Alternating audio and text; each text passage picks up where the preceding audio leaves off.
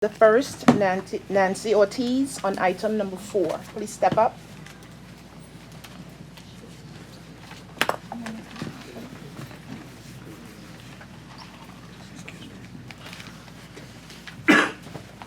Good morning, everyone. Good morning.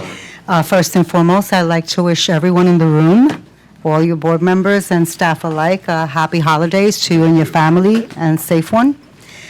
Secondly, I'd like to, on the record, thank every member that played an integral part in the restoration of the gas at Vladic houses prior to Thanksgiving.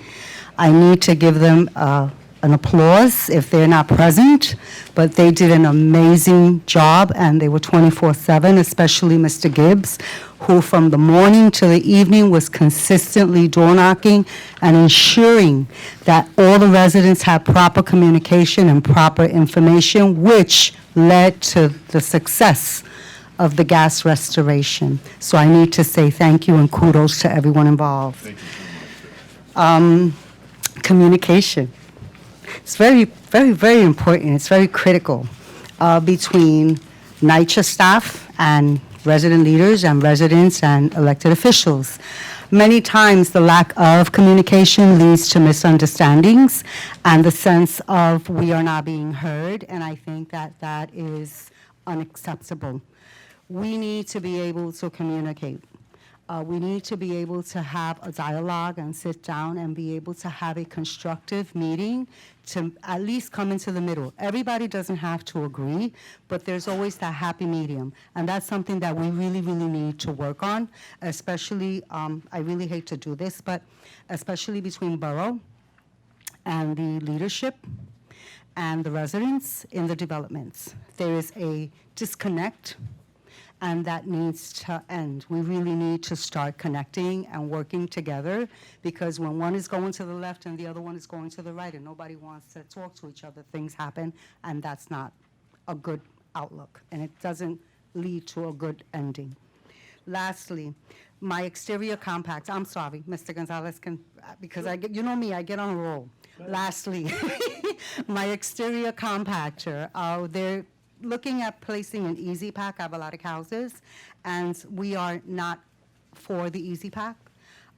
We prefer a garbage truck, because the easy pack, based on the demographic of Vladic houses and how the buildings are and where the easy pack would be installed, it would directly impact the quality of life of over 200 residents, which is not good. So and I've said this before, I will lobby for funding for a garbage truck, which will make it easier for our waste management, because the garbage truck at least will pick up the garbage once a day, as opposed with the easy pack where you have the caretakers take out the garbage, then you have the utilities help the garbage guy put the garbage into the garbage truck, then the garbage truck goes to the easy pack, and now you have the caretakers go to the easy pack to help offload the garbage into the easy pack. So to me, that's like redundancy versus having a garbage truck that picks up one-shot deal, and then you just tell us where you want us to drop off the garbage, and we'll be more than happy to do that. So that's what I just needed to convey today to everyone. Mr. Gonzalez? Yes, I just want to be clear, when you were speaking about communications with the resident leadership, and the reason I want the clarity is this way I understand even better. So the leadership that you're speaking about, that we're not communicating with, is that the citywide council of presidents, or are you talking about the local development leadership? Or is it a combination of both? It is both. Okay. It is both. The Citywide Council of Presidents communicates with who they choose to, and that is something that I've always been vocal with, where the resident leadership is not apprised of what is going on. We are not told what happens at RAB. We're not told what is being voted on. And you know I've always been very vocal about the 7 men in the room, that they don't convey to the rest of the leadership what's going on until it's voted on. And then you have the protesting, because now if something doesn't go a certain person's way, then, you know, all this other brouhaha begins.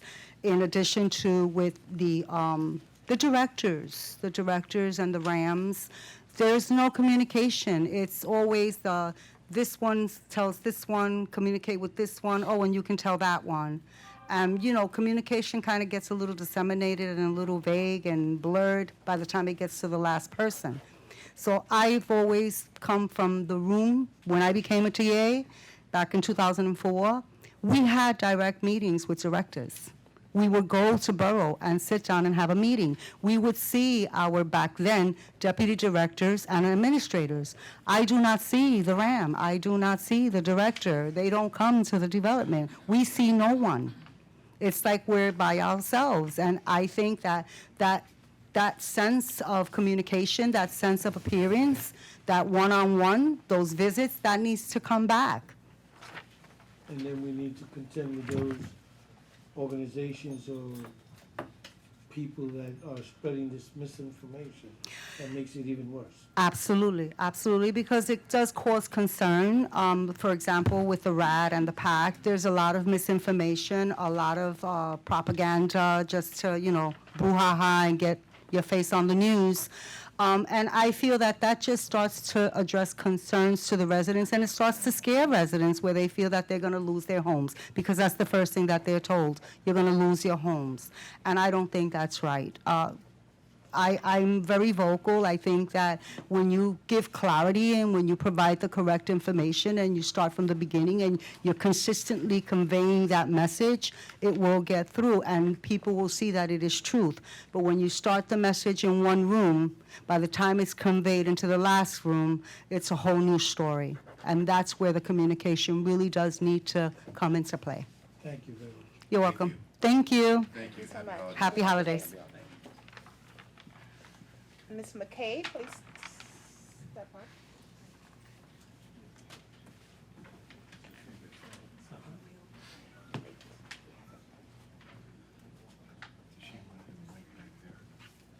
She'll get assistance. Please help her.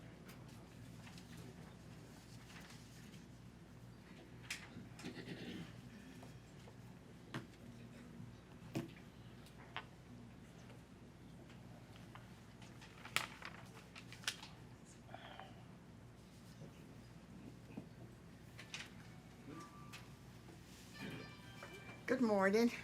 Morning. Good morning. I'm Nellie McKay. I'm from Patterson Houses. I'm sorry I missed the last meeting last month, but I was busy getting ready for my great-grand. But I came down here this morning, and we have a big problem up at Patterson Houses. And we have one maintenance man. He's like working in 2 or 3 buildings. The little guy is not even taller than me. He's running every day, fixing sinks and whatever he has to fix. We need more help. We need people that know how to do the work. We don't have enough guys to clean. And I'm quite sure NYCHA have a list of people that they're supposed to hire, but they never hire them to help in the projects. We are here to work with NYCHA. And one more thing before I really get, I woke up in the morning, 6 o'clock in the morning, to listen to the news. And the news media said 300,000 tickets has been completed. I don't want to wake up in the morning and hear this. Can't they separate the tickets? Or these are all tickets for the painting and the plastic and everything in one basket? Could they separate the apartment tickets? How many apartments need painted? How many apartments need plastic? You put them all together. So that's giving NYCHA a bad name. I've been there over 50, my baby's 53 years old. So I've been there. I don't want to wake up and hear this, because I love NYCHA. I love my apartment. I love where I live.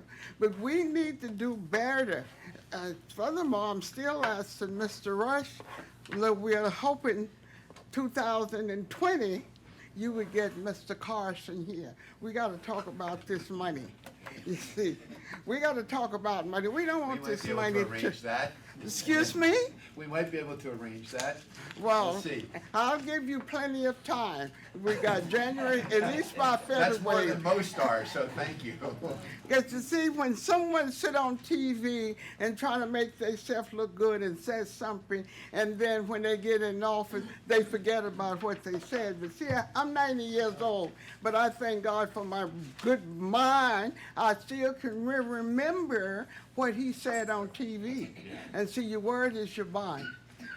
We don't want this money to Peter Boy from Paul in 1965, where all this money came into NYCHA, and we didn't get what we were supposed to get. We want to work together.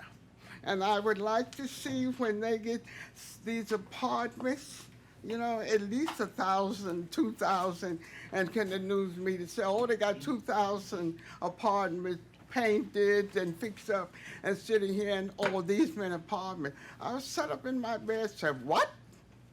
I mean, what is going on? When the people check their apartment, say they did the work, make sure someone check behind them and see the work is done, or the tenant have a book signed that my apartment is completed. We got to find a way to get this work started and get it done. And I'm hoping that we can get more people, people that come in to work in the Bronx. I have a guy that's cleaning the building, does a beautiful job, but he's gonna leave. And, you know, we have meetings, with only 3 of us on the board. We had a meeting last Friday in the Bronx and working with John to get some of those apartments. And as far as I remember, he said he did about 100 apartments, because I call, we keep in contact. Let us work together and get some of this work done. And I'd like to see Mr. Vito after the meeting, because I want to talk to you. So, so you see, talking and don't do anything doesn't mean anything to me. I would like to see something done in the Bronx. And also, I would like to see when you kind of get these buildings, we need to start the workshop back and have the tenants. We don't need no coffee, we don't need no donuts.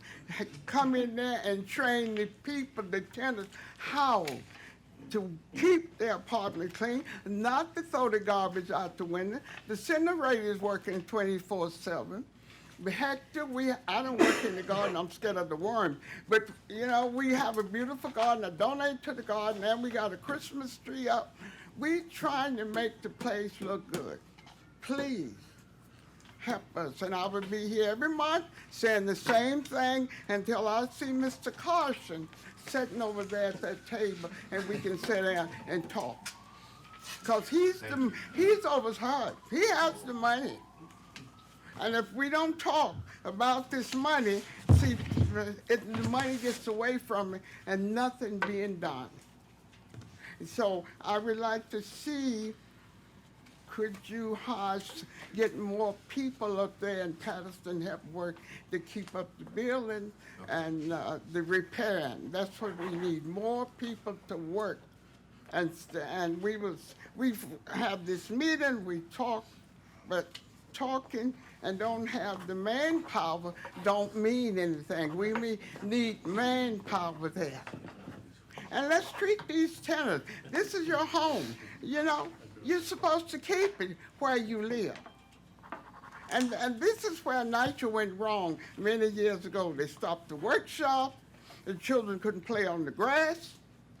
They just let the people move in and don't say anything. When I moved in, your child couldn't play on the drain. You see, when you start something, you have to keep it up. Because some people change, they get real comfortable, and they don't want to do anything for themselves. We have to help. First, we have to do something for ourselves first, and then NYCHA come in. We're here to work with you. Thank you very much. Everyone have a happy and a healthy Christmas, and don't eat too much turkey. Thank you so much. Have a happy holiday.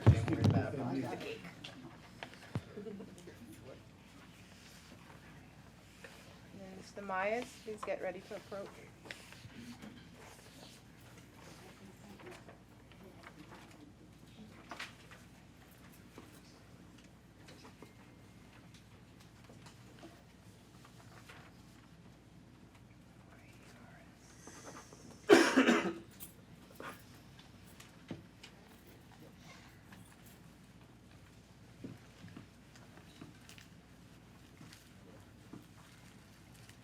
Morning. My name is Mayans. I'm from Patterson Project.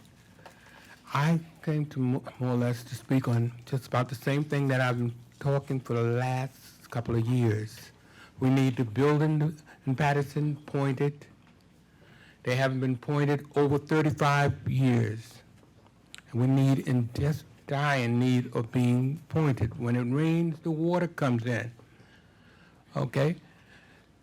Number two, we need those dough trucks. We had a contractor putting in doughs and all that stuff. That was the sorriest thing that they ever did. I don't think housing paid over millions of dollars for them to put in these doughs and dough checks. Some of us got new doughs and some of us didn't. That's because the housing did not follow up to check to see what the contractors was doing. And 325, we have the sloppiest job that they ever did. The door checks are not working. The cipher is not working correct. Okay, so these were things that housing should have checked behind the contractors to see if it's being done correctly. Now, we spent over $1 million, and it's not done correctly. Okay, now, I spoke last week on hot water, that you had to get up early in the morning, take a bath. Well, I spoke to the director, and he corrected that. That next day, he came over, and with his guys, and they worked in the boiler plant or wherever, but they did a tremendous job on correcting it. Because I spoke that Wednesday, and the next, that Wednesday, that Thursday, he was over there correcting it. Now, that's the director that's in charge of the heat plant. I spoke to him, and he did an excellent job. But these were things that housing has to do. They listen to the people. I was looking in here where he's doing, going to do kitchen renovation in Patterson. But we need the whole structure in and outside. Who determined what is best to do when you're going to say, well, hey, I'm going to do the kitchen, when on the side of the building, it's raining coming into that kitchen, because when it rains, the building hasn't been pointed. I'm putting in $1 million worth of cabinets and all that stuff. It's going to be destroyed. Now, again, I would like to have the chairman, we invite you again to one of our meetings, you and Mr. Vito. He was at the meeting before, and we would like for you all to come back. We have a meeting on Wednesdays. You know, I asked, and I'm still asking for, a community center. We have an old community center that we had for years. Now, anyone knows about Patterson, they knows when it rains, the water comes in, because you got to close the community center because the water comes down. So we haven't had a community center. So Patterson is 50-some odd years, let's say one of the oldest projects that's in the Bronx. And we haven't had a community center. The newer projects that are being built, they get a community center. Patterson, we're still down in that basement. They're not improving our thing. They might put $1 million or $100,000 and they're trying to correct something, but it's no correction, because when the water comes and it starts raining and snow, it's going to come right in. And they know it. But it's just what they're looking at is pacify us, because they look at us in Patterson or wherever the project's at, and they say, well, these people don't know what the devil they're talking about. So we'll just spend a couple of $100,000 to show that we are doing this, and we'll come back and say, look, we just spent that. That's what they did for the doors and all the rest of them. They pacifying us, not trying to correct the stuff. They're just throwing out the money and putting it up. But in dire needs of the people that's in charge, come out and check what these people are doing. Because I think that these people that's supposed to be, like Ms. Patterson, like Ms. McKay spoke on, that we need attendants to maintain the building. One guy, we got high rises, one guy might take 3 buildings, and we expect him to clean that building. When, at years ago, that one guy took care of 1 building, and that building was clean, but he can't clean it now. And until we come to the board and try to get you guys to understand and try to straighten it out, because someone has to straighten this out. Because the Patterson is going down. It's like, how would I say, it's a dying project, because... Could you wrap it up in another minute or so, please? Certainly. Thank you. No problem trying to kick me out already. It's no problem. You know, like I'm a fellow Green Beret. I know when it's time to get out. I've been around so long. But I say that definitely we need for you guys to help somewhere down the line. And I hope that Chairman and Mr. Vito and all of you get a chance to come up to Patterson on one of our Wednesday meetings. I know Mr. Vito is coming, so I ain't got to worry with it, because he'll be there. But Chairman, I hope that you come up. No, I know we'll you. come together. How's that? Okay. Oh, that'd be good. Yeah, Well, it's well, I good. know he's Right. going to be there. Okay. Okay. Well, anyhow, thanks, and I hope that you have a nice holiday, a blessed day. Thank you for your comment. Ask you something right quick. Yes, sir. I lived in Patterson for 6 years. That's where I started. Right. And it was a good place for me to start. Right. I wasn't fortunate enough to meet you and the lady back there because I was in the process of working and raising family there. Right. It might have been beneficial to me to have known people like you. And that's when I say Right. thank you Right, for coming sir. down here. And I'm getting memories. Y'all were talking. I'm getting flashbacks Right. and memories when we stayed there with my children. So thank you. Okay, thanks. Because you were right there when Mr. Gatz was the Senate president. I don't know who the president was. I know Miss Green was my HA there. Miss Green, Okay. in the office. Yes, I know. Mr. Green. Okay, thanks, too. But you understand how Patterson was going down. At the time that you was there, Patterson was going up, and then it's going down. Okay, it was nice, and I hope you have a nice holiday. Holiday to you, Chair. Thank you. Excuse me. Chair, that concludes the public comment portion, and we will now proceed to the regular calendar. The first order of business is to adopt the minutes of the regular meeting of Tuesday, November 26th, 2019. Do I have a motion? Second? Second. All in favor? Aye. None opposed. We will now proceed with the chair's report. Thank you, and good morning, everyone. One observation I'd like to make is every time we have the public part of the meeting and the residents come and give us their thoughts on what's going on, we're actually getting, there's a lot of wisdom in what they're telling us. There's a lot of wisdom in their observations on what we need to do with refiguring our property management, our staffing levels, and all the rest of that.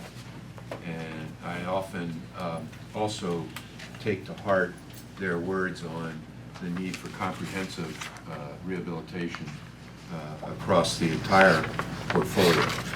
And some of the things that we're going to do today are a step in that direction in order to step one of many. And we'll talk about that when we talk about the budget.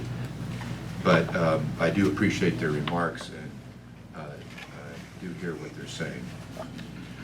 Just a couple things of note before we do the chair's report today will include our budget presentation, our financial plan. The federal budget there is one being adopted.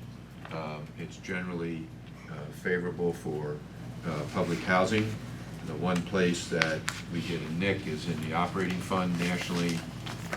The number that's being circulated now is about $100 million below what it was last year, so that would change our proration assumptions, but there's some other offsets in the budget that we think we could take advantage of. So we're hoping it nets out a little bit in favor of the housing authority. The second thing I just, and we'll come back to the board with this, we've been engaged in a working group at Fulton to discuss the bill to preserve and RAD and the rest of that. I think we're up to our 8th or 9th meeting, and Thursday, actually, the mayor's doing a town hall at Fulton. But I wanted to let the board know that we're participating very actively in that. We're staffing it. I'm there, along with the deputy mayor and other staff, and there's a lot of interesting things coming out of these meetings that eventually I'd like to share with the board in terms of resident rights and protections as we do the rental assistance demonstration. So I've been encouraged by what's going on with the working group and actually very glad to be a part of it. And the last item is that we now do have the KPMG report that we have been waiting for. I recommend starting with the last product in the report, which is the path forward, and the communications issues that were described earlier are flagged in the KPMG report, as are some of the other changes related to how we think about the properties, including recommending that we convert to property-based management. So these are things that connect directly with some of the comments we heard today, and will be ways that we can involve residents in helping figure out what the new NYCHA should look like. So we're encouraged to get the document. It's a start, and we're also encouraged by this year's financial plan, because it's going to begin to move us in the direction that you can see coming out of the KPMG document. So with that, let's talk about the financial plan, and come on up, Evie, and we can begin the review and outline the impact of some of the budget choices that we've made this year. Chair. Sure. Can we take a brief moment? Sure. Before PV starts his presentation? So I'd like to skip to the general manager's Okay. report quickly, That's fine. Oh, if okay. you don't mind. No, That's that's fine. fine. We can do it That's that way. fine. It's actually Fine. not a report. This is more of a thank you. For those of us in public service, and we heard this just this week, you don't often hear thank yous. Right? There is one individual who just joined us now in the back of the room, who I think we all owe a debt of thanks to for his service to the city of New York. And I think he epitomizes what we all aspire to be, a true public servant. So with that, Chief, I still want you to do an introduction, because I haven't said who it is yet. All right, so we're going to tag team here. Thank you so much, boss. A young man, NYCHA's own, raised in Albany houses, over 40 years of service within the NYPD, and our current chief of the Housing Bureau. It comes a time in our career when it's time to move on to a new adventure. Chief Jimmy Secreto is about to make that transition. But it wouldn't be right if we at the board, chair and the executive board, general manager, do not honor and pay homage to the great work that this guy did. I worked with him, we were partners, we hung out together, and now my brother is going to be joining me soon and moving on to the PD. Let's give a round of applause for Chief James Secreto. Jimmy.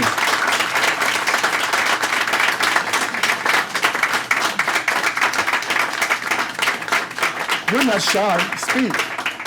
Hey, I want to thank you for those kind words. Like you said, I did grow up in housing, Albany houses, and you know, back then there was only a few gangs, and they would chase us, and we would run back to the housing development, and we were safe once we hit that housing development. And 5 years ago, I said that that's what I wanted to create back in housing, that it was safe once you got back on that sidewalk.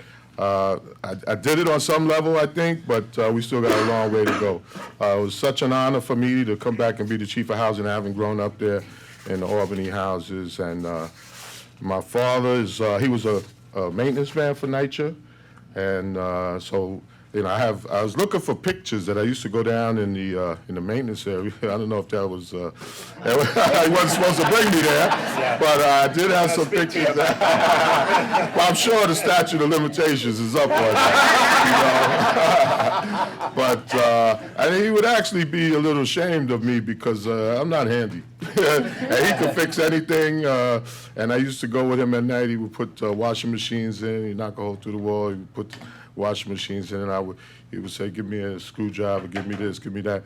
But I didn't follow in his footsteps. I'm not very handy. But again, it was my honor to be the chief of housing, and it was more than just a job. I had a stake in making sure that things were good for the people, the residents there. And that's pretty much it. And then Channel 2 interviewed me. We went back to the Albany houses, and there were people, as I'm being interviewed, there were people coming by like, hey, Jimmy, you know, and it was something else. But it really has been an honor. I thank you so much for this, and I appreciate you guys so much. Hang on. Thank you. Thank you. So this, we're going to present to the chief.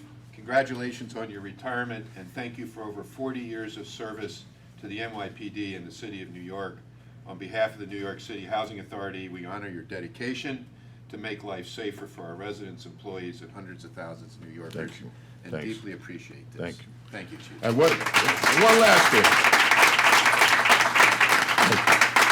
One last thing. We go to meetings, and a lot of times, you know, people want to pile on NYCHA and try and get us to say things that we're not going to do that. You know, we are partners, and you know, a lot of times we'll have a crime, and we need video right away. Your guys come in the middle of the night, give us the video, give us access to the video. So we're partners. So we're not going to throw NYCHA under the bus ever. So I had to say that. I forgot to say that the other day, and it's important. It's important to know that we're partners. Chief, thank you All so right, much. thank you so much again. All right.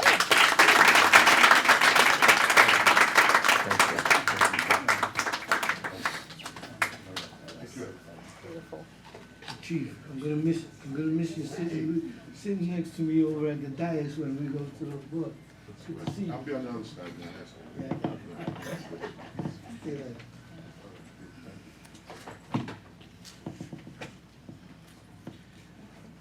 A worthy interruption. That concludes my report. Very fine report. Yeah. Thank you, Vito. So this would be presenting Resolution 12 and 13, the capital and the operating financial plan for 2020 through 2024. And to pick up on where Greg left off, the last couple of years I've been making investments in NYCHA properties to move the needle. We started off with NYCHA Cares, funding from the mayor for that. And last year, we spent a lot of money getting our heating systems up to snuff, and also the pest management program took off, making inroads into quality of life in the NYCHA properties. This budget continues in that vein and makes further investments into addressing the agreement that we had in January of this year, which required setting up of new departments that would oversee our compliance areas, quality assurance, and environmental health and safety issues. Further to that, it also required a significant change in the manner we dealt with the plagues that are mold, pests, heat, the elevators, and lead complaints. And this budget begins to do that. Clearly, our resources are not where we want them to be for that purpose, and so we are going to have to make some transfers from the capital allocations to the operating side of the ledger so that we can achieve all of these goals. And as the chair mentioned before, the federal government has actually been better in the last couple of years in, I would say, over a decade of declines in funding for the authority. They've actually, Congress last year, 2 years ago, adopted a 2-year budget that provided far more capital resources than ever before, and our operating funds also went up. And this year's budget at the federal level also follows in that same vein, and we hope that we will continue to get more resources as we go through. With that, if I get my technology right here, there you go. These slides have numbers, but you can't see them. But slide 2 of it is the presentation contents, and if you slide 3 lays out for us all of the people that we can't forget, which is our residents and our Section 8 recipients, and clearly we serve a large percentage of the city population. And last but not the least, the people who do this day in and day out are our employees, and their commitment to their work makes this better every day. The slide 4 lays out where we ended this year, and it never ceases to amaze me that the amount of money that we project to spend on an annual basis is $3,599,080,870. That is an amazing amount of money that we prudently manage. Is this something? Oh, thank you. We've got help. It's not. There you go. I'm sorry. Thank you. Yeah.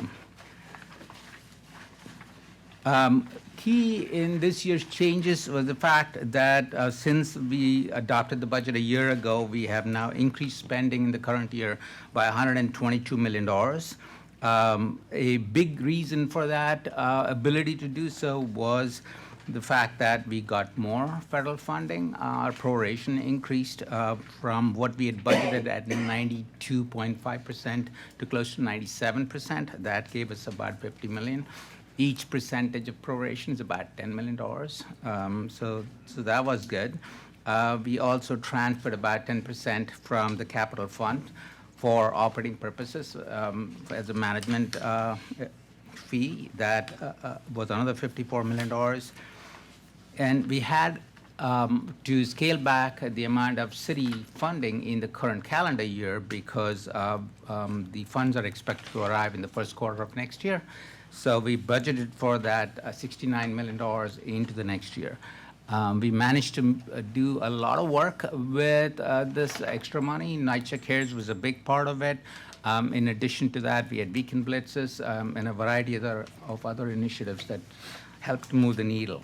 The key big item here is about $1,041,756,000 of funds that we get for the Section 8 program. We managed to lease out on average about 86,000 units, which is a lot.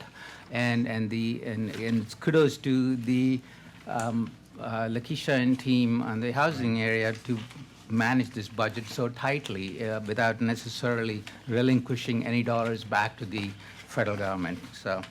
And they've been recognized, as we mentioned last time, as a high performer in the Section 8 program. And it's pretty remarkable considering they're pumping like $1 billion of subsidy into the city each year. It's a significant achievement. It's truly is amazing, particularly given the tightness of the housing market and the ability to lease at the low end of the housing market. Slide 6. Thank you, Tricia. Lays out our revenues and uses, and the key takeaway from this is on the left-hand side, on the sources, you will see that we are transferring $236 million from the capital fund for operating purposes, and we are leaving behind in this current year a $91 million surplus. We expect during the year, as the chair mentioned, to engage in a lot of planning over the next 3 to 6 months on an appropriate manner of investing these resources to get the best bang for the buck.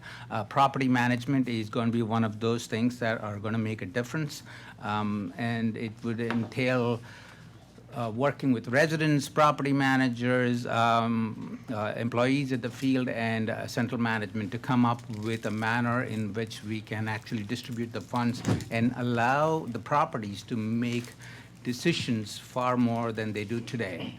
It's going to require a different caliber of management, a lot of training, but I think it will make a big difference in the way we do business at NYCHA.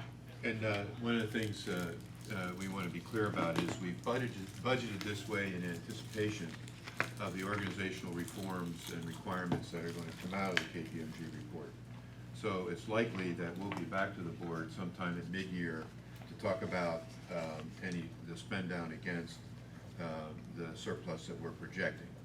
And there's a number of things that the KPMG report touches on the whole organization. So we felt it was prudent this year to give us some cushion as we make this transition and be able to put resources in accordance with staffing plans and other items that come out of that report, and make sure that the board can see the connection between the recommendation and the actual work in the field.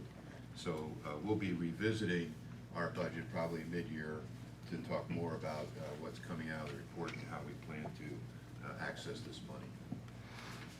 Thank you. Slide 7 lays out for you on a 4-year basis our sources and uses of funds. As you can see, we are going to be increasing our spending from $3.6 billion in 2019 at the bottom of the page to $3.746 billion.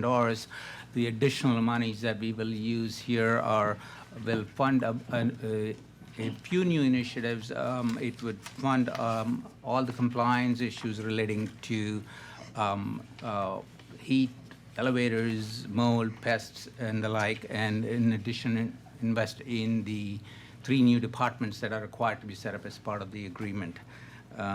We also are going to invest some funds for cycle painting of our properties, which have not been done in quite some time, so we will get back into that business. And in addition, we're also going to fund close to about $100 million for the Clean Building Initiative, which is to address structurally, property by property, the cleanliness of the buildings through contractors and direct staff. The current year provides for $20 million in our existing contract budget that will be used for that purpose, and in the out years we have about $80 million. The total cost of that initiative over time is going to be about $180 million, and as we move forward and through the process, we can evaluate how much more resources are going to be used based on the bids that come in and how faster we actually do the work. If you look in the second last line of the total revenue, you see the capital transfer that is going to be used for supporting the operating funds that are needed to achieve this level of a budget. The out years of the plan have marginal gaps of $75 million, $85 million, and so. And we are going to have to work through the year to try and figure out what are the solutions there will be to sort of mitigate those numbers and also get a better assessment of the federal budget and how more revenues can come into play. Slide 8 lays out the estimations of the prorations, which are the percentages that the federal government uses to distribute the appropriations at the national level.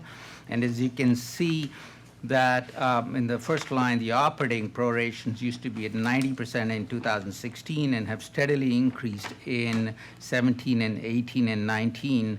And our 2020 estimates are at 95%, which is, considering the last 2 years, a little bit more conservative, which is appropriate from a budgeting perspective, but we expect that as the year goes by, that those numbers will actually improve.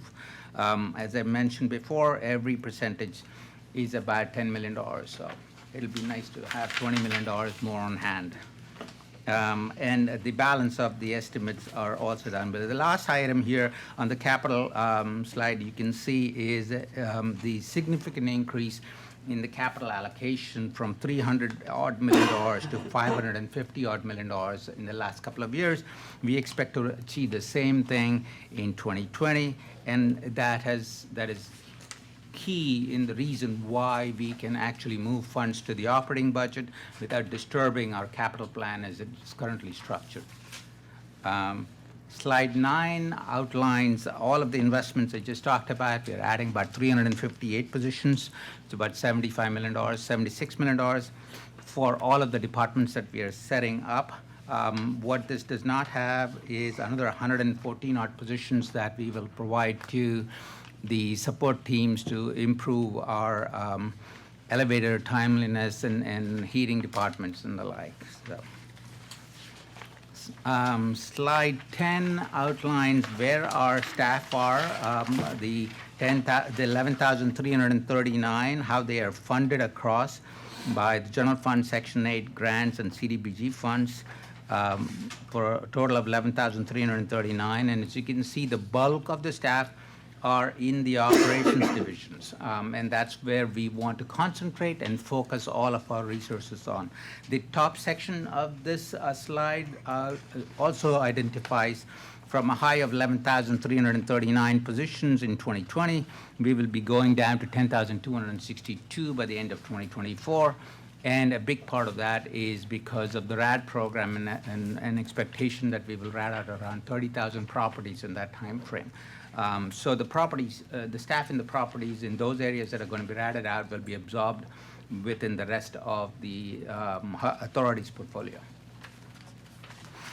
Slide 11 outlines the 2020 sources and uses, and what is important and critical here is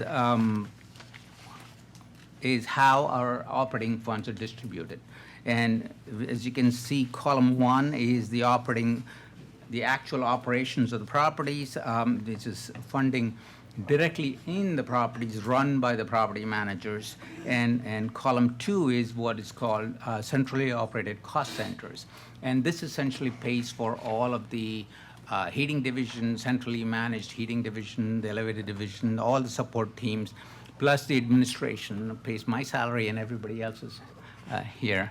And I think the key here is that HUD operates in this manner. They provide funding to the properties. They don't provide funding for the management, centralized management functions. And the idea is that the properties will make the decision on how much of central management they need.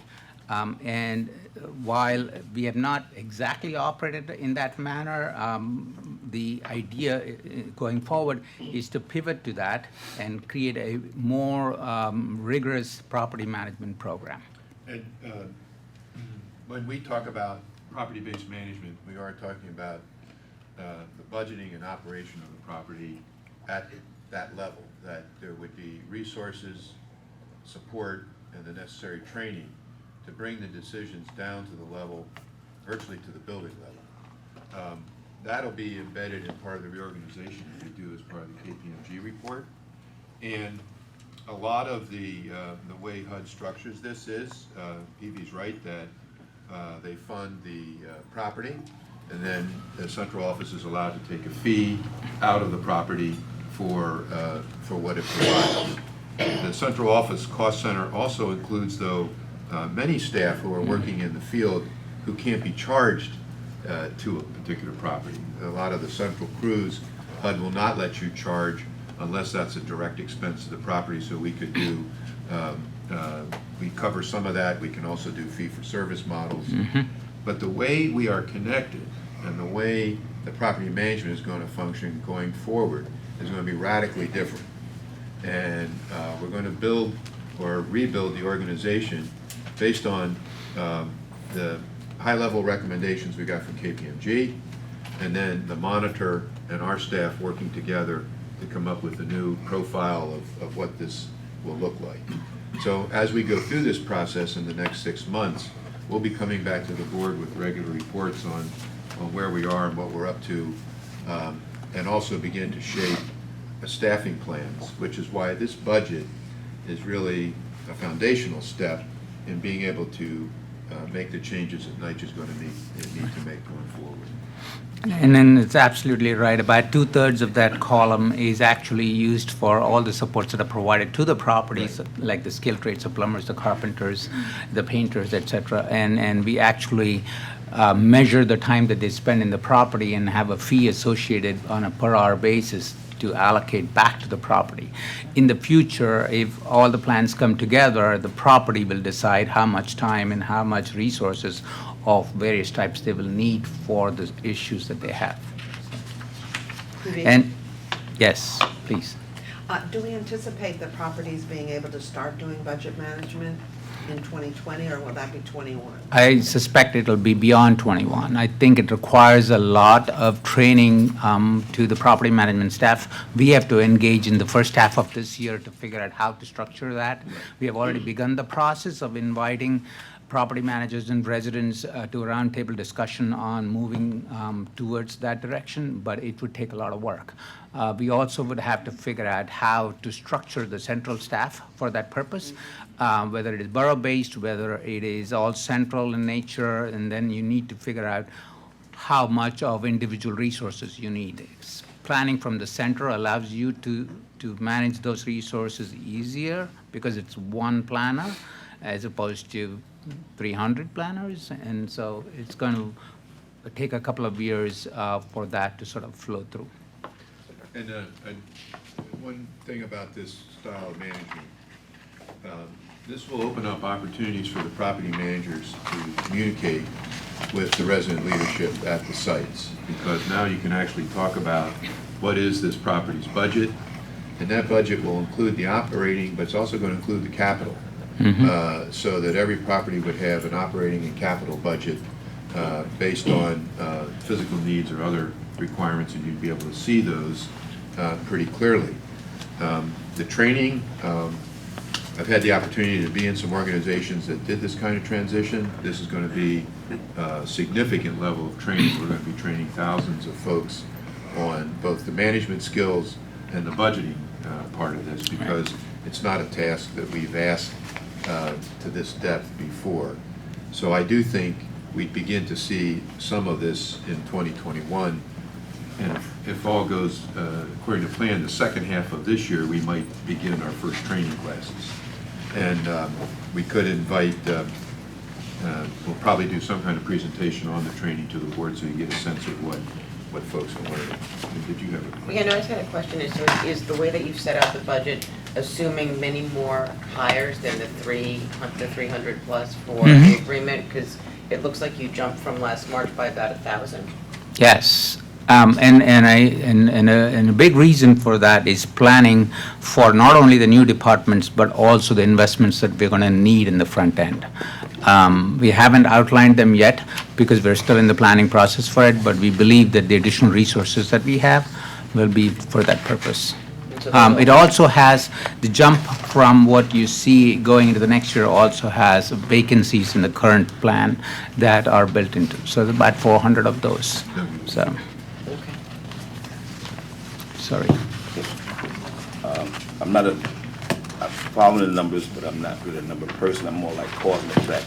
Yeah. So my question is, when these implementations are, talked about, started, where you have to do things, sell open air property, as a resident, I didn't know what that was. So I had to literally go find out, study it. It's okay. Housing authority has budget shortfalls, and this is a reasonable way to make money. But in the case where space is lost, maybe some parking, or maybe a senior center has to be moved or something like that, at what point do the residents are brought into the conversation? Because technically I haven't seen any notices or anything. I just may see it on the news that there's something implemented and something's going to happen. So I'm asking a question like, at what point do the residents become involved in the discussion of what might be taking place? Not so much as money, but how it's going to be beneficial, what might be lost. So, when does that discussion start? We actually have started it. Last week we ran a workshop with a combined resident and staff teams. There were 4 working groups, and they had 2 properties. And together they sat down and had to figure out what was the staffing that they would propose for those properties. So the idea of these groups would be that we have residents and staffs trying to solve for the same set of problems and issues. Okay. And we want to use that model as we go through the reorganization, not just on property staffing profiles, but other issues that will come up as a result of the debate around what we should look like. So one thing I could say to the board is, when we have our next workshop, we could invite board members to observe and see, because it was astonishing to watch in some ways, and we also had the head of the CCOP was there, and we had resident leaders at the tables, because when we're working together on the problem, a lot of the ideas line up in ways that I actually thought were pretty hopeful. And we had a lot of models of decentralizing and where the staff located. It's fascinating to watch.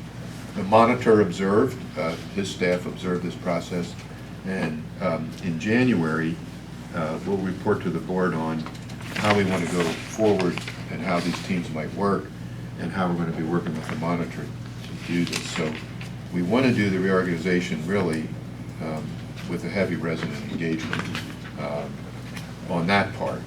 On the capital part that you're talking about, like the bigger capital needs, we are going to be making proposals early next year on the stabilization of our properties. And this would be the 110,000 units that are not in RAD. So we're going to have that proposal in front, and that too will involve connecting to residents to explain what we're thinking. So there's going to be ample opportunity for that to happen. Russ, I think my question was answered for the most part. So when these meetings take place and these workshops, people know what might be taken or misplaced or not misplaced, but moved or taken away. They fully understand the compromises. Yes. Oh, there you go. Yeah, okay, that's the whole idea, is because we're not going to have enough money to put everybody on the site that we think likely need. So how do we make those balances? Yeah, because it eases people's anxieties and stuff. A lot of noise and a lot of misinformation. Yeah, So and we considered the workshop a pilot, and we're going to have the results actually probably in a couple of weeks from the presentations. But what we can do is make sure the board gets an invite when they're there, and if you can make one and come watch, it would be great to see. If you want to participate, that'd be great too. So as long as we don't have a quorum. But we can accommodate you so you can see what's happening. And the budget also accommodates an increase in the community engagement program by about 18 positions, so every little bit will help on that. A big part of the agreement was also continued resident engagement, so I do believe it will get much better. Mr. Gonzalez? Yes, I just want to step back. I'm a layman, so bear with me. Sure. I just want to be clear. So on Which slide, which page? 8, 8. the federal funding assumption. Yes. So you have in Section 8 twice. Oh, sure. Oh, Okay, yes. So my concern or my question is, where in any of those two do the conversion buildings fall in? So properties that are converted to RAD, say in 2018, would show up in the 2020 appropriations on Section 8. But because it takes a while for HUD to translate our operating budget from both the capital and the operating public housing, Section 9 funds, over to the Section 8 bucket. So until that time, the funding goes out of the Section 9 program to the landlords, to the Section 8 program here, and through that to the landlords. But in a couple of years, they'll catch up and move the funding over to the Section 8 program. Okay, so then that might go to the question that I have on my fingers would work. On slide 11, 2020 sources and uses. Okay. In there, we go down the first part, the sources. So we roll down and we see Section 8 admin, and then capital transfer to operating. I see 2 donuts there. So does that mean that there's no more federal funding in that particular area as far as a funding source? You're just looking at the Section 8 admin and the capital transfer? Those Right. 2 lines? Now, yeah, I noticed that in the other, in the COCC, you Yeah. have budget money. In the grants is 0, everywhere else is 0. It's just a sources. No. Look at the last, it's the total that we're the green. Yeah, on the right side, you pick up The the, total revenue. Yes. which will cover those zeros. Oh, It's how you allocate it. yeah, I didn't Right. see It's how, just Right. spread. I didn't get how you So, Yeah. jumped from the 0 to the total revenue. And- no, so this add is, them the together. chart is set up to show you the total amount. For example, if you pick line 1, total amount of tenant rental revenue, for example, is on the far right of $1,025,000,000. How it is distributed between operating and centrally operated cost centers is what the few columns in between outline for you.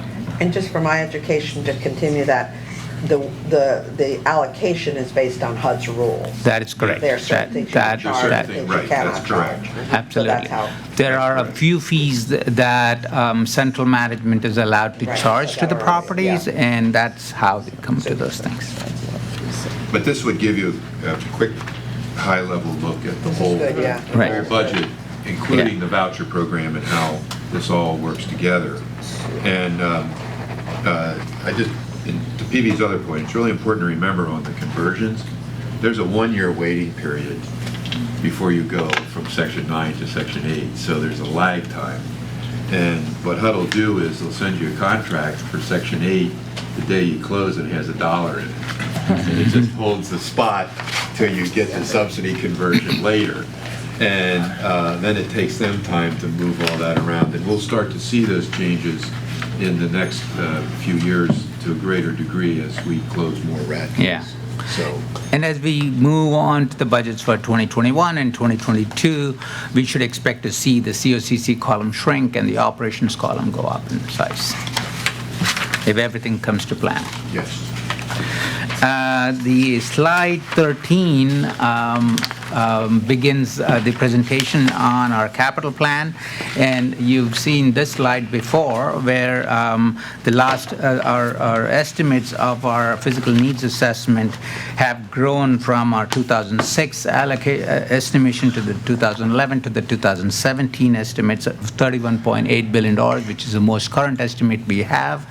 Our expectation is that if deterioration is at a 3% rate, then we will have by 2028 a need of about $42+ billion.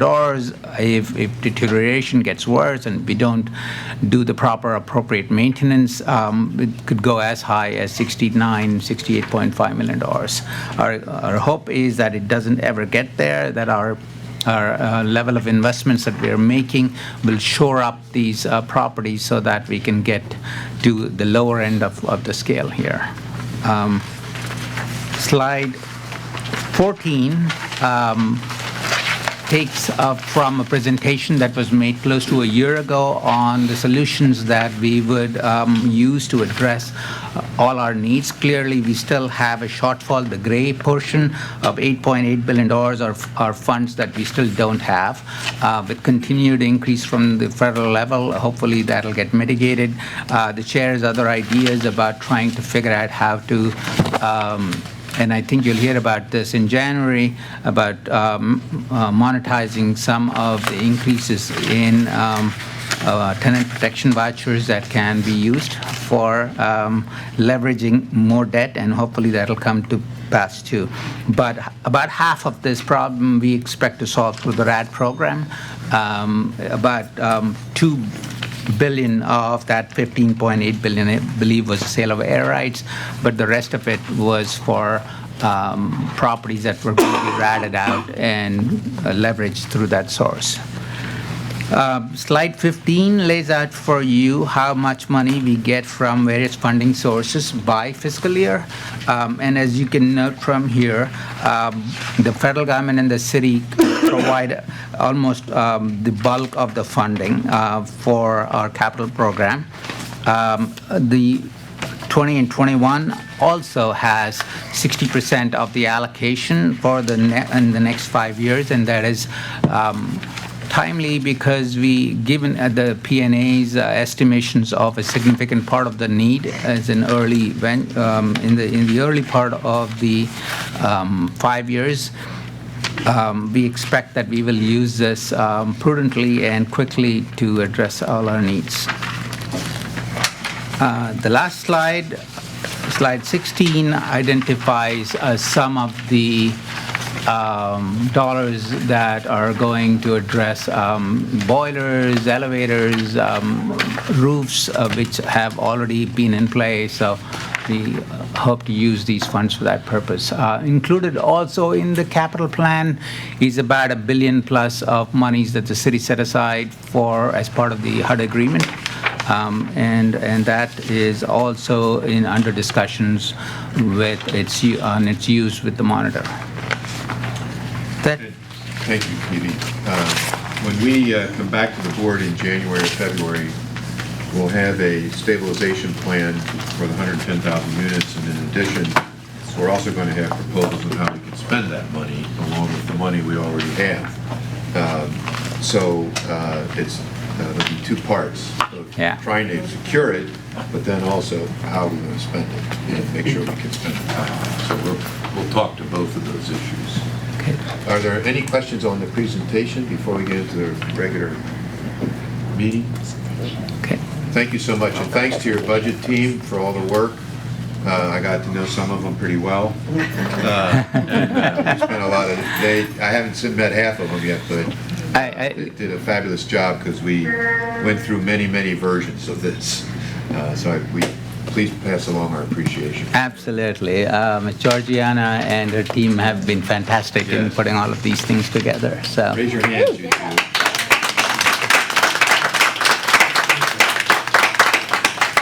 Thank you. Thank you. Thank you. That concludes the reports. Yes, we have one additional presentation, and then we'll begin with the calendared items. Steve? Good morning, Chair, GM, Vice Chair, and Executive Board meetings. Before I go through the agenda items, I'd like to present this award for outstanding collaboration between the New York City Housing Authority, the U.S. Department of Housing and Urban Development, and the New York State Historical Preservation Office for the completion and the implementation of our programmatic agreement. Capital Projects Division accepted this award on behalf of NYCHA December 4th, 2019 in Albany at the State Parks Awards ceremony. So I'd like to thank you.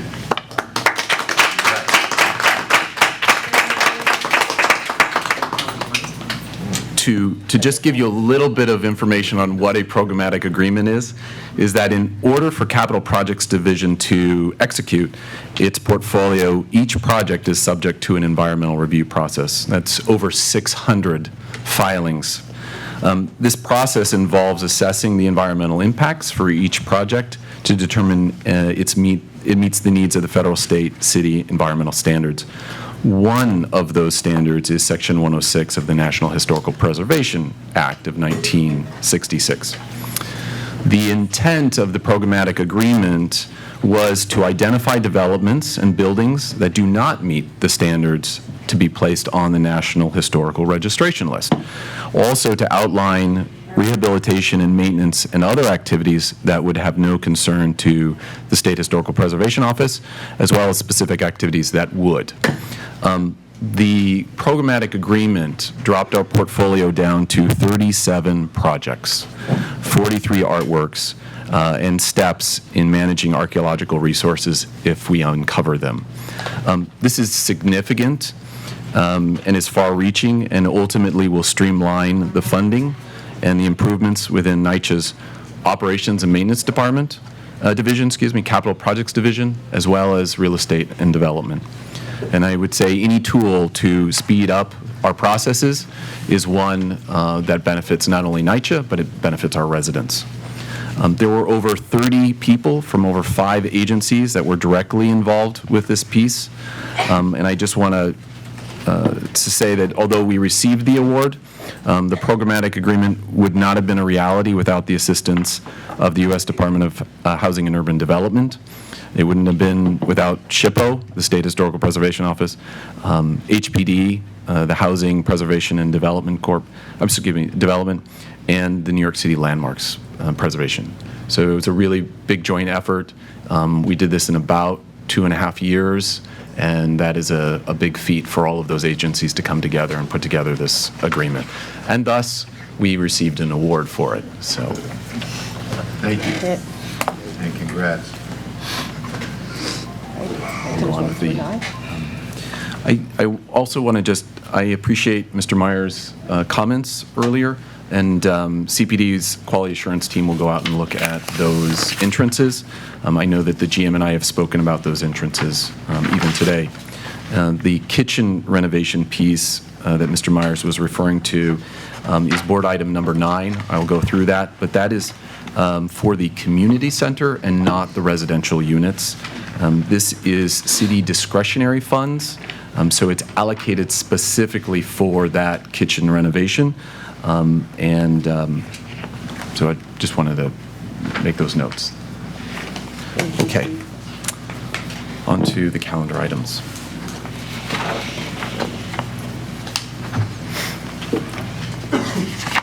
The first one is for Local Law 11. This is requesting the award contract for exterior restoration and balcony railing replacement. The location is Twin Parks East, site number 9. The authorization is requesting to award the contract to the lowest responsive and responsible bidder, Varkrant Contracting and Building, Inc. They were the second lowest bidder. The first lowest bidder was deemed non-responsible for failure to submit its sealed list of subcontractors as outlined in the authority's bid documents. The funding amount is $6,946,044.79, and the contractor is proposing 4 Section 3 hires.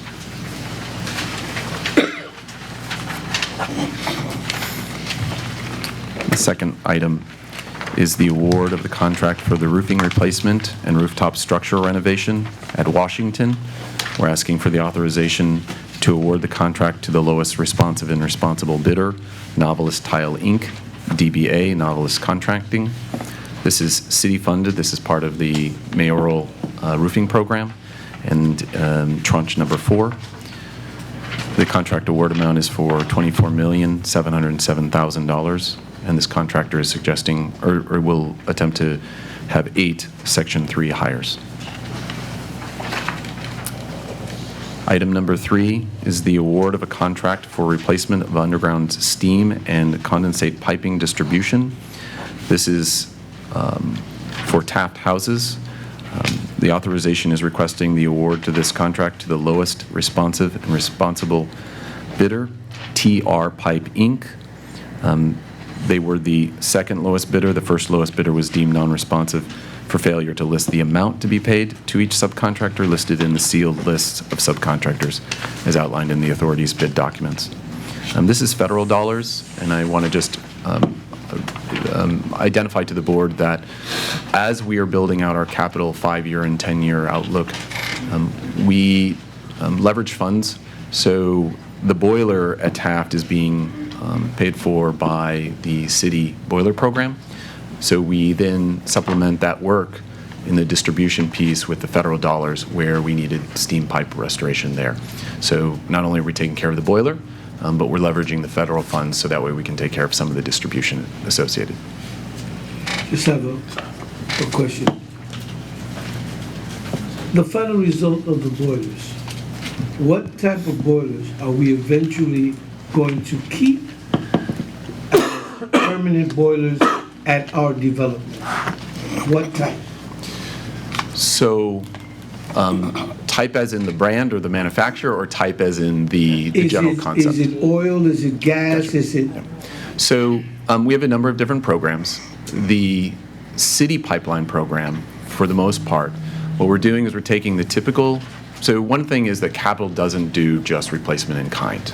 It wouldn't be prudent and it wouldn't make sense for us to think of something that's 5 years and 10 years out with the investment that we're putting in. So we're thinking about how the next heating systems are going to be. So in this scenario, the city pipeline, what we're doing is we're actually separating the domestic hot water from the heating hot water.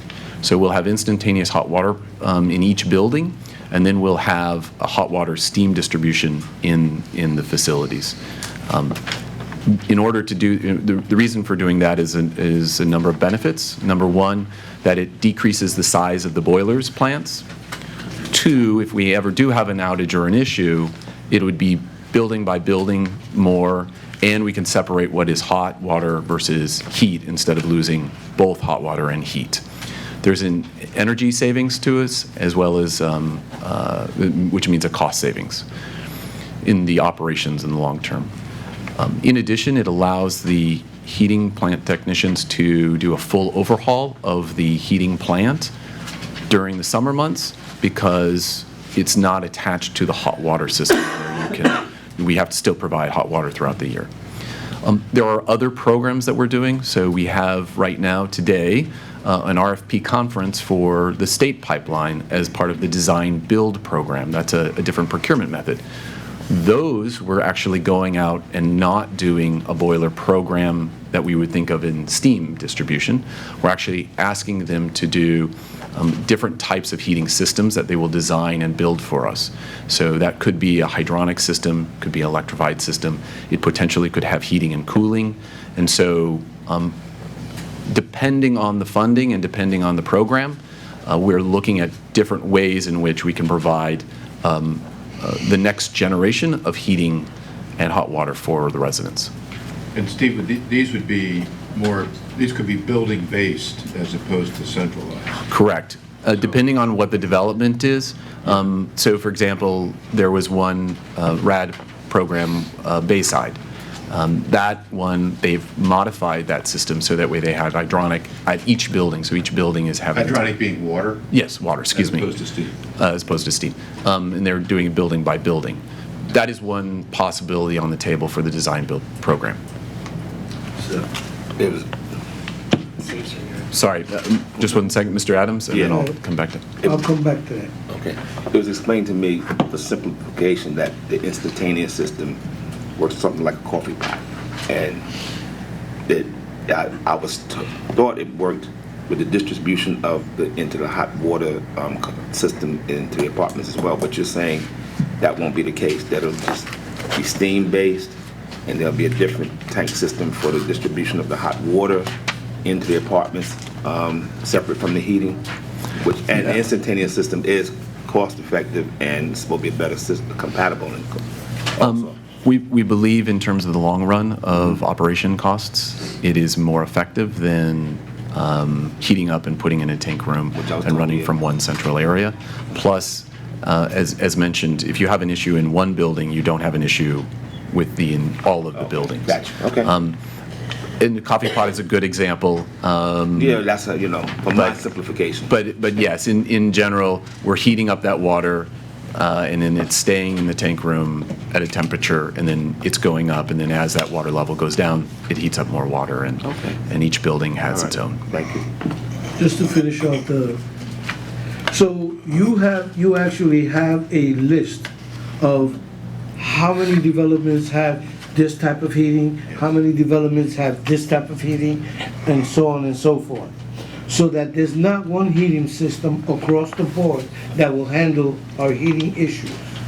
And you're using that platform in order to figure out how we're moving into the future?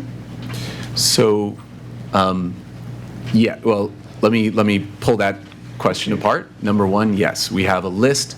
We work directly with the heating group. But we have a list of every building, how that heating source is happening, what building that heating source is coming from, refer to it a master list. There's also ratings associated to that, and that goes back to the P&A and the heat plant, where we identify we have a 5, we have a 4, we have a 3, and we need to replace those. From that, there is a portfolio of heating plants that we are renovating or rebuilding. That portfolio is paid for with federal dollars. We've got some in the city portfolio piece, the SDNY piece, the state piece, as well as recovery and resiliency. So those boiler plants are being renovated. Depending on the development, one size does not fit all for everybody. And we're making sure that the heating plant that we put into that development is the best for that development as well as the authority. And then, of course, that list is shared, training and technology is given, and so that way our staff can maintain these heating plant systems. Well, the only reason I ask is, I'm thinking dollars. Just figuring, is there a way of saving dollars and still getting this done eventually?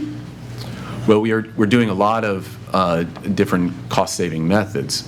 One of the cost-saving methods that we think is the design-build procurement process.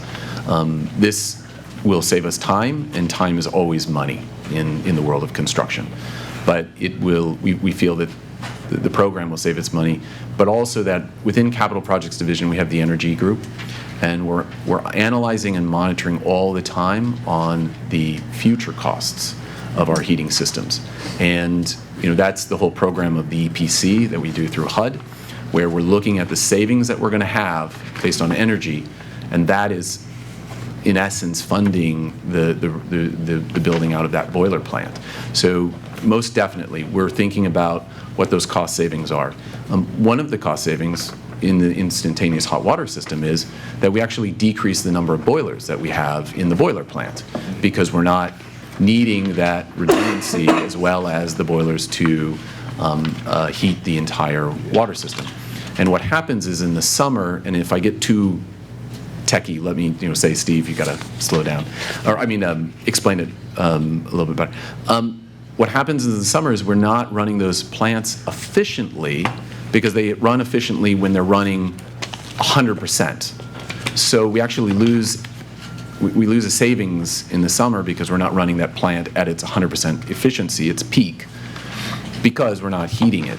So now by separating it, we would gain all of that. We're going to make sure that those plants are running at 100% efficiency or not running. Which makes sense. Yeah. Is that? Yes. I know it's a lot of stuff there. I'm familiar with it because I've dealt with Ms. Koch's people, Mr. Almodovar, and the guy with the both first names. Is it Gregory Charles? And they've kind of broken it down for me. The curiosity was the final outcome. Thank you. And I think one of the best things about this, when we do this design build on the state money, there's going to be a lot of ideas come out of that, I hope, that will relate to what our future plants will look like. And no matter what we do, we can be more efficient because they just don't build ship boilers like we have now. And then the question of how many of the same type we can get to marry up to the buildings, some of that will start to emerge, and we could look for portfolio-wide improvements. So we might have the same boiler in 10 sites as opposed to just one or something like that. So there's a lot of potential here for us to really save energy costs in the future, and take that money that's saved and plow it back into the organization and the properties. Okay. So. Okay. Yeah. Thank you. I'm going to continue on to board item number 4. This is the authorization for a funding increase for the job order contract BW1524561 that was awarded to Adams European Contracting.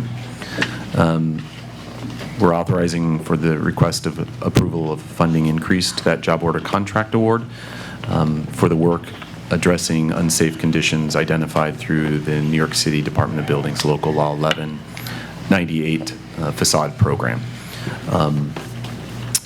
The dollar amount is $25 million, and this is to complete the work at Ingersoll Houses. Item number 5 is an authorization to ratify a change order on contract number GR1429262 that was awarded to Delaire Construction Company, related to the response of the Hurricane Sandy program. Basically, there was some site conditions around the entrance where the foundation was, and we needed to pull out we needed to do design and additional material costs as we move the floodgates out. The dollar amount for that is $33,000.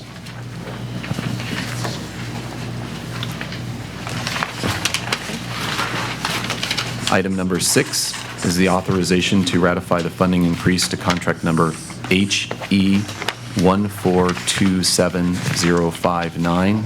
This was awarded to Cordon Construction Corporation, and it was also related to the response to the recovery for the Hurricane Sandy.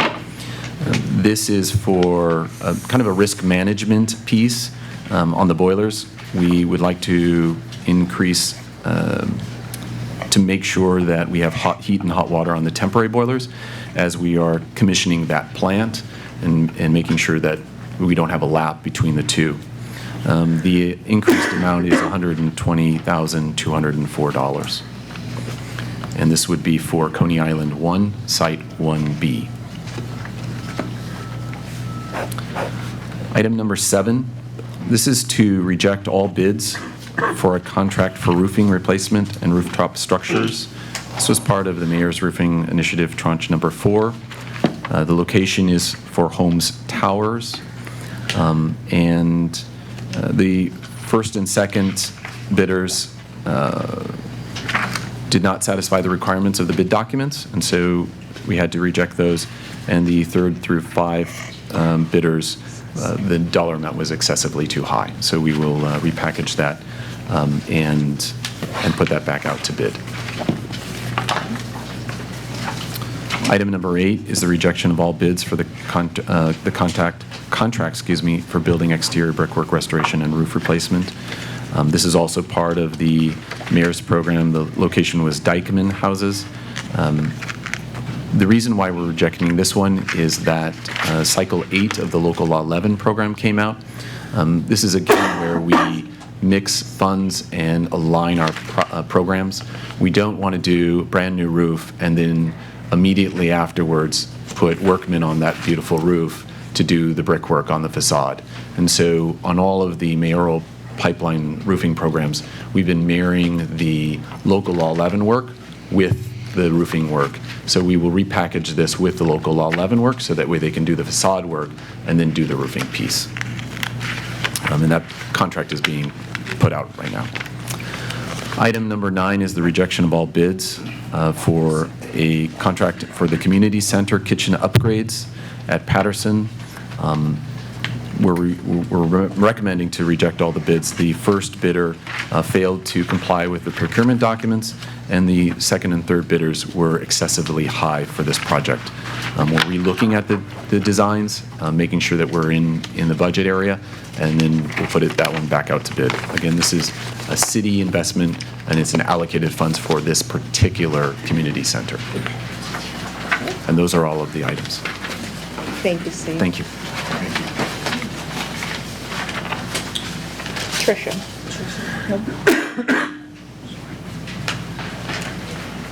Good morning, Chair, Vice Chair, GM, and board members.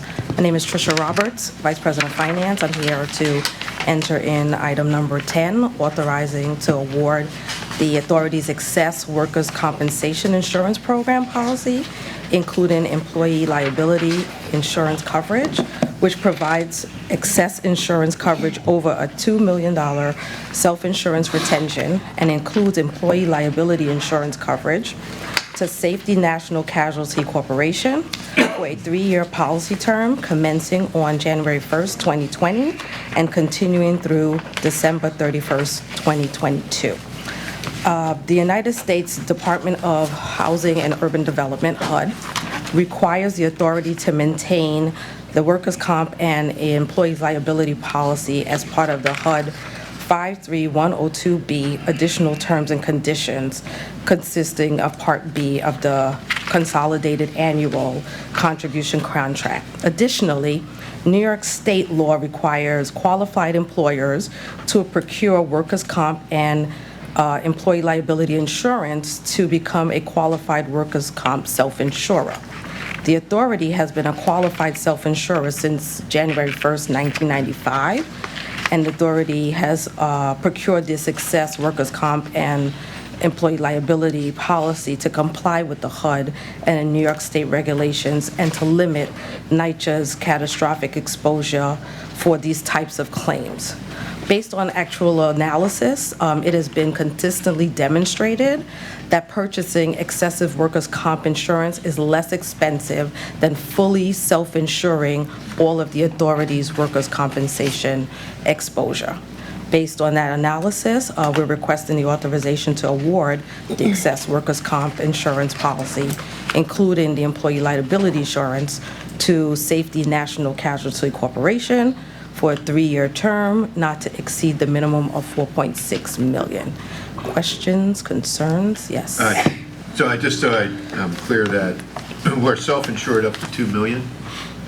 Yes. And then beyond that, if there was a claim, this The insurance policy would kick in. So consider it as your, I think the best thing people understand is car insurance. That's your deductible if you want to look Sure. at it. And then anything excessive over that, the insurance Right. would kick in for us. Okay, thank you. Can I just add a little bit? We were self-insured for that number before, but recently we've had to go up to $5 million.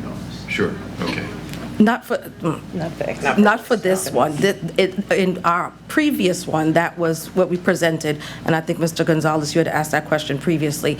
That was for property liability. and casualty. So if someone, God forbid, runs into our building, Yeah. employees driving a truck, and we have an accident, that one is within the $5 million. This one is a little bit less, so therefore we kind of look at it. Each situation is different, and workers' comp really depends on the state of the employee being hurt, how long they're out, and things of that sort. It's a much more regulated industry in terms of dealing with the employee, their industry, and making decisions going forward.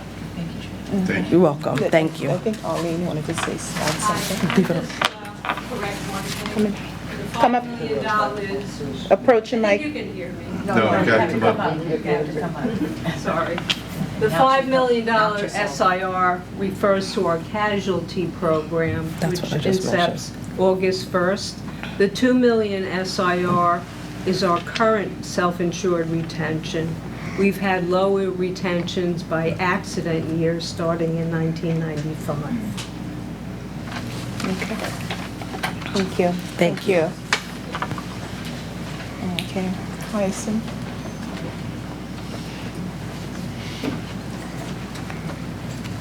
Good morning, everyone. My name is Tyson Jeffers. I'm the Acting Director for the Internal Audit Department. This resolution, number 11, seeks approval to authorize NYCHA to award the contract for the 2019 single audit to Deloitte & Touche LLP. The engagement will initially be for a 1-year term to audit the fiscal year ending December 31st, 2019, with NYCHA having successive options to renew at its sole discretion and upon written notice for additional 4 1-year terms. The contract will also include the preparation of audited financial statements for 2 LLCs, where the authority serves as both developer and property manager. Under the provisions of the United States Single Audit Act of 1984, as amended by the Single Audit Act Amendments of 1996, the authority is required to have an organization-wide audit conducted covering its entire operations. The Department of Internal Audit and Assessment, in conjunction with the authority's procurement department, issued a request for proposal on August 7, 2019, to solicit accounting firms to submit proposals to perform the single audit of the authority's operations for the year ending December 31, 2019, with successive options to renew for 4 additional 1-year periods to be exercised at the authority's sole discretion. 5 proposals were received from accounting firms.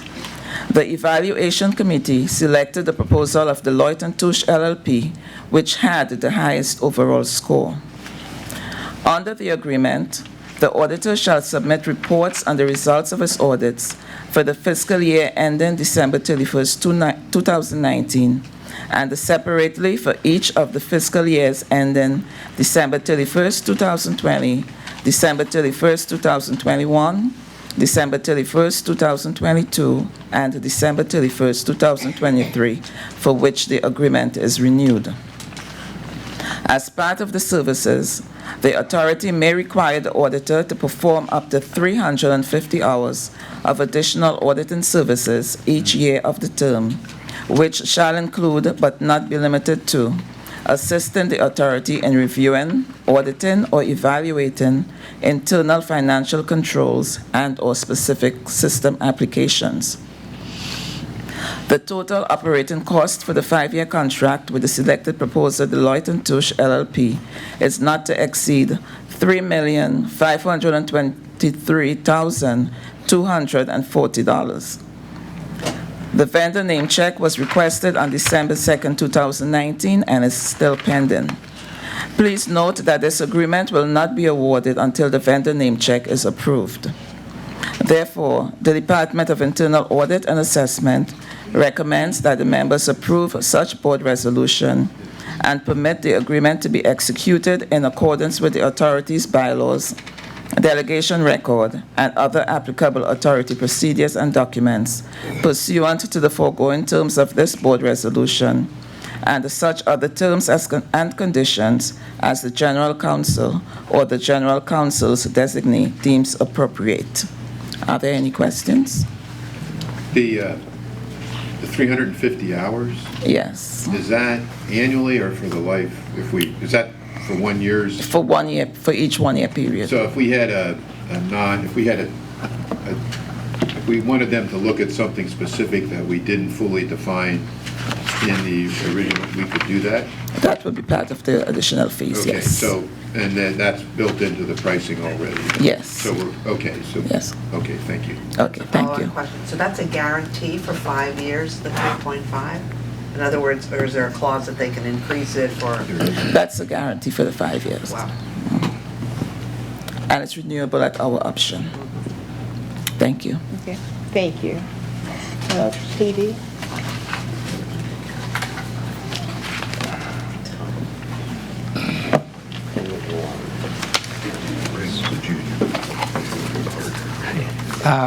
This is a resolution seeking approval of the budget presented earlier today on the operating budget of an authorization is requested to approve the authority's 5-year capital budget plan for calendar years 2020 through 2024 in the amounts of $3.239 million in 2020, $1.132 million in 21, $964 million in 22, $890 million in 23, and $887 million in 2024. The Resolution 13 seeks approval for the authority's operating budget for the 5 years, calendar years 2020 through 2024, with revenues of $3.837 billion in 2020, expenses of $3.746 in 2020. In 2021, the revenues are $3.772 billion and corresponding expenditures for the same year. 2022, we have revenues of $3.656 billion and expenditures of $3.731 billion. 2023, we will have $3.588 billion in revenues and $3.673 billion also. In 2024, we have $3.56 billion of revenues and expect to spend $3.638 billion. All righty, thank you.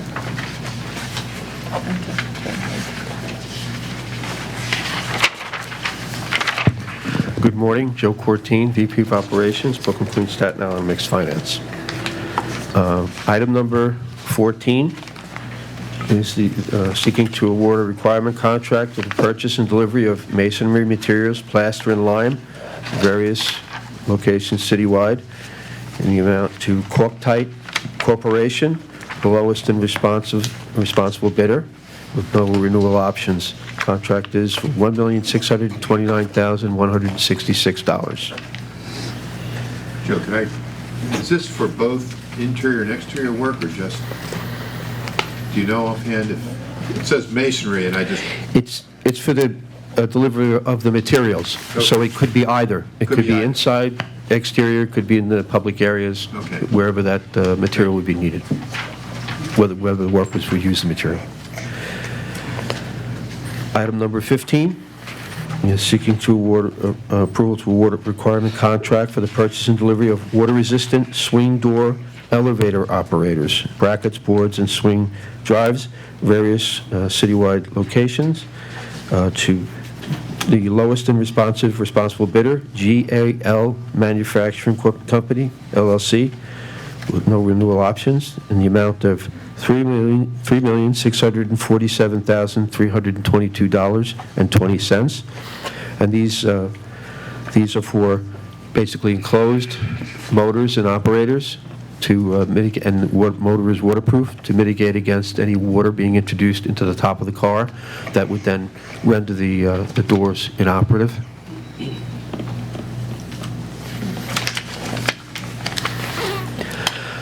Item number 16 is seeking authorization to ratify the award of requirement contract for the rental, delivery, startup, and preventative maintenance and inspection of mobile boilers, heat exchangers, and mobile oil tanks at various locations citywide to Power Mechanical Incorporated, which is the sole and responsive and responsible bidder. The requirement contract provides for a one-year renewal option to be exercised at the authority's sole discretion.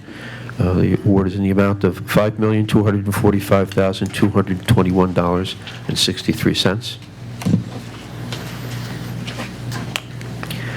Item number 17 is authorization for a funding increase for requirement contract awarded to Verinda Incorporated for maintenance and painting of apartments. And the locations are Classen Point Gardens and Sackburn. And it's for an initial two-year contract with a one-year renewal option. It was commenced on May 3rd of 2018, continuing through May 2nd of 2021, in the amount of $114,975. Item number 18 is seeking authorization request to approve a funding increase for requirement contract awarded to Moonlight Painting Incorporated for maintenance and painting of apartments, which for an initial two-year term, the one-year renewal option from December 17, 2018 through December 6, 2021 at Beach 41st Street, Beach Channel Drive, and Ocean Bay Apartments in the amount of $776,449. Item number 18 is seeking authorization request approval for a funding increase to a requirement contract awarded to Simcoe Enterprises for maintenance and painting of apartments for a two-year term contract with a one-year renewal option. Commencing on December 7th, 2018, continue on through December 6th of 2021, and it's for Castle Hill, LLC 1, and it's for in the amount of $2,372,549. Item number 21 seeks authorization. But that's 20, you're at 20 now. I'm sorry. Okay. Yes, I said 21, sorry about that. The one before was 19. Number 20, thank you, is seeking authorization requesting to approve funding increase for requirement contract awarded to Verinda Incorporated for maintenance and painting of apartments with a two-year term contract with a one-year renewal option commencing February 15th, 2018, continuing on through February 14th of 2021. This is for Wilson White and Metro North Plaza in the amount of $61,674. Item number 21 is seeking authorization for request for approval of funding increase to this requirement contract awarded to Satger Construction Incorporated, also for maintenance and painting of apartments, which was a 2-year term contract with a 1-year renewal option, commencing on June 13th of 2018 and continuing on through June 12th of 2021. And it's for Drew Hamilton and Public School 139 conversion of the amount of $578,101. Item number 22 seeks authorization requesting approval for a funding increase to a requirement contract awarded to Metro City Renovation Incorporated for removal and installation of vinyl composition floor tiles in apartments. This was an initial 1-year term with a 6-month renewal option, commencing March 26, 2019 through September 25th of 2020 for various locations in Manhattan for $121,009. Item number 23 seeks approval for a funding increase to requirement contract awarded to USA2 Construction Incorporated for removal and installation of vinyl composition floor tiles in apartments with an initial 1-year term with a 6-month renewal option, commencing on April 2nd, 2019 through October 1st of 2020, is for Drew Hamilton and Public School 139 conversion of $75,269.94. Item number 21, sorry, I'm stuck on 21. Item number 24 seeks authorization requesting the approval for a funding increase to requirement contract awarded to Deep Pack Contracting Incorporated for removal and installation of vinyl composition floor tiles in apartments with a 1-year term contract with a 6-month renewal, commencing on February 4th, 2019 and continuing on through August 3rd of 2020.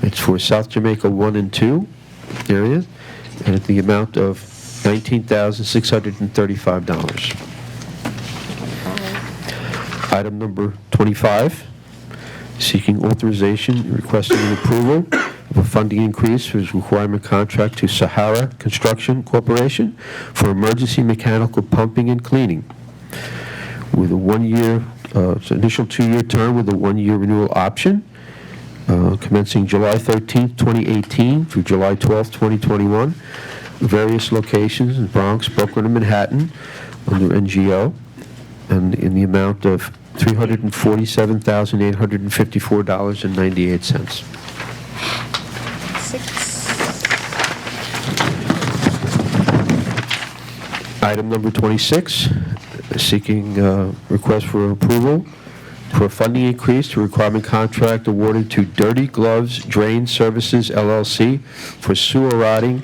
and water jetting, including closed-circuit television camera inspection, which had an initial 2-year term with a 1-year renewal option, commencing on May 11th, 2018 through May 10th, 2021, various locations in Manhattan, in the amount of $209,086.73.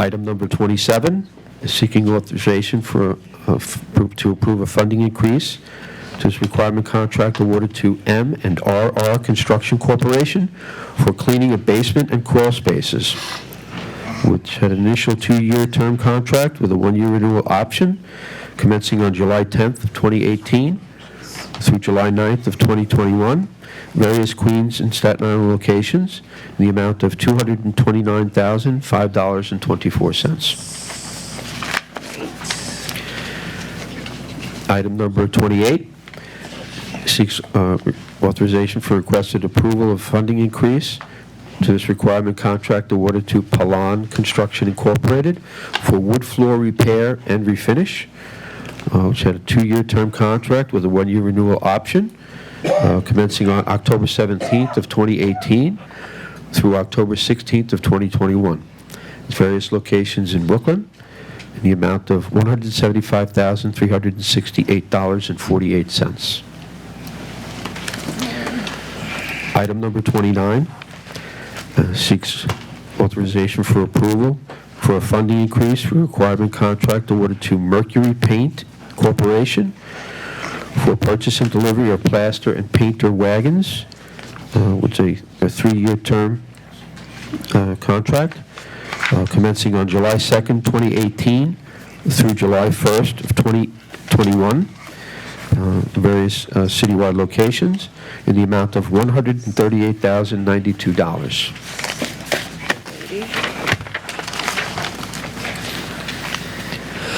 Item number 30, it seeks authorization for requesting approval for a funding increase to requirement contract awarded to Waste Connections of New York Incorporated, formerly IESI New York Corporation, for bulk garbage carting services with a 2-year term with a 1-year renewal option commencing on March 29th of 2019 and continuing on through March 28th of 2020.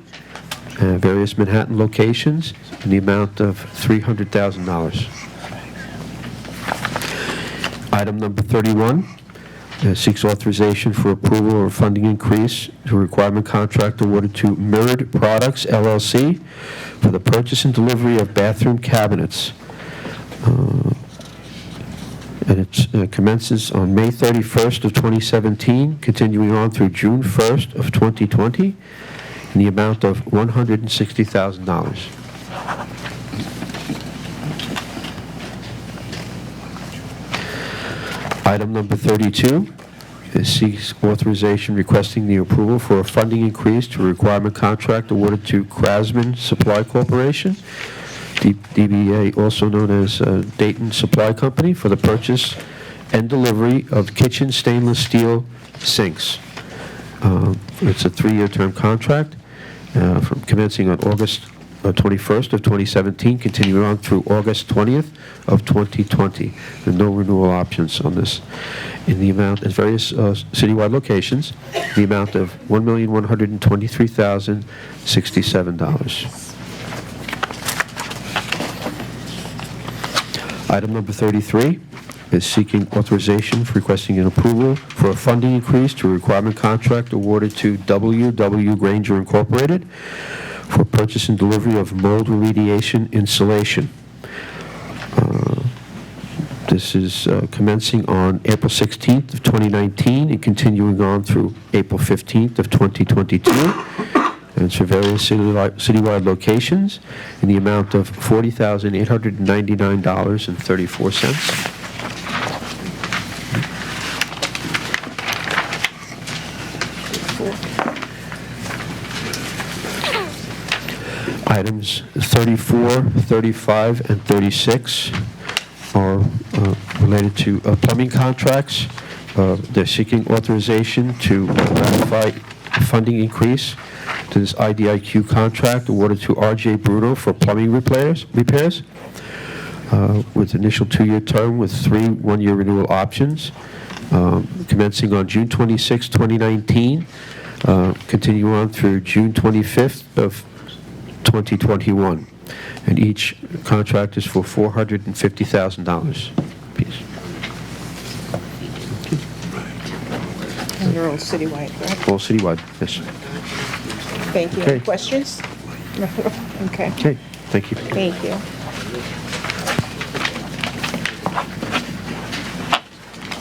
Good morning. My name is Josephine Russo. I'm the SVP of Supply Management.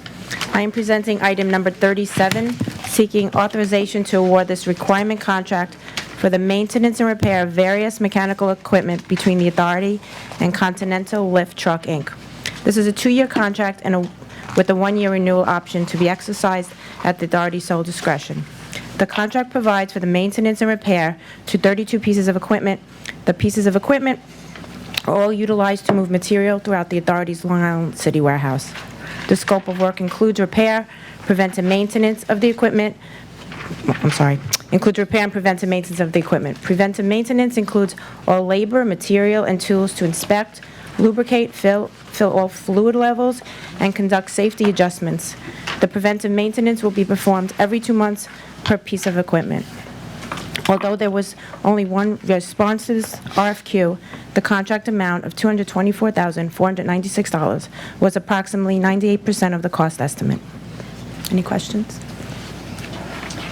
Thank you. Number 38.